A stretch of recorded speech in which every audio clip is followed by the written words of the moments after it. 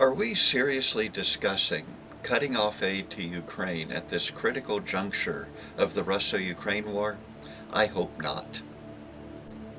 Some of the discussion is centered around the fact that we need to deal with our own border security, which is true, that we need to deal with inflation, which is true, that we need to deal with unnecessarily high gas prices at home, which is true. But somehow, the idea that if we cut off aid to Ukraine, that would help us with our domestic issues, and somehow ignoring Ukraine and neglecting Ukraine would make the world a better place, is an extraordinarily short-sighted view, and I hope to explain why.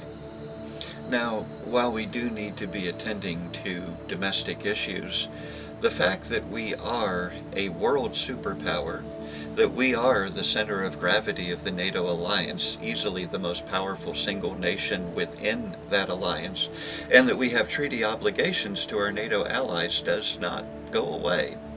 And these things need to be dealt with responsibly as well as our domestic issues.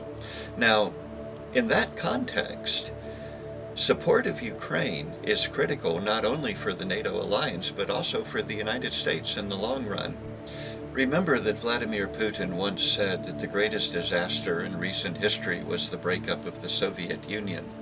It's not that he wants to return to communism, but it is that he wants to return to that time when the Soviet Union, controlled from Moscow, exerted tremendous control and influence over the lives of millions of people. He sees these countries that were once part of the Soviet Union as rightfully belonging to him, and he has gambled, beginning with this invasion of Ukraine, on trying to take back Eastern Europe and bring it under Russian domination.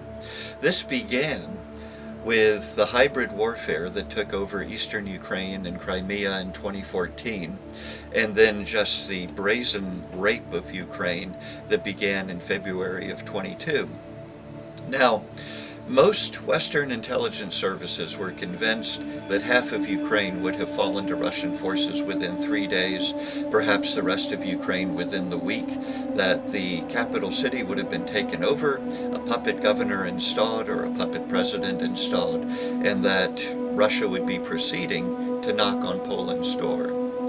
Had Russia succeeded in beginning an assault on Poland, that would have activated Article 5 of the NATO alliance, which declares that if one nation of the alliance is attacked, the other nations must come to its defense. That means us, the United States of America, now committing our military to a full-blown conventional war, and one that is in direct confrontation with Russia, and one where now we may be on the brink of a nuclear war. What has happened is that the Ukrainians have stunned everybody. They stunned the West, and they certainly no less stunned the Russians. They stopped them. And not only have they stopped them, but at this point in the war, 10 months later, when Russian fatalities are estimated at over 70,000, the Ukrainians have seized the initiative. They have taken back land that was stolen from them, and they are motivated to fight for their own country and to push Russia all the way back to its pre-2014 border. And they're about to do it if we can support them. Now, in doing this, the war has been contained in Ukraine, and this puts us one step further away from a nuclear confrontation with Russia rather than a step closer. This is now the most opportune time to support the Ukrainian military with the best that we can afford to give them. But doesn't Russia have some claim over Ukraine? Wasn't Ukraine once part of the Soviet Union? Wasn't the city of Sevastopol or Sevastopol constructed during the reign and under the direction of Catherine the Great? These are true, but it's a strange argument to use the past to draw modern borders. There were other countries that were part of the Soviet Union, and when given a choice, they left, declared their independence, and determined to join the NATO alliance. It seems, given the choice, a lot of Eastern Europe would rather live free than live under Russian control. Countries like Albania, Bulgaria, Czechia, when it was half of Czechoslovakia, Hungary, Romania, Poland, were all part of the Warsaw Pact alliance controlled by the Soviet Union, ultimately from Moscow, and are now part of the NATO alliance and are now NATO allies. If anybody sees the importance of this war going on in Ukraine, they certainly do, because they know that if Ukraine falls, they are on the checklist to be next.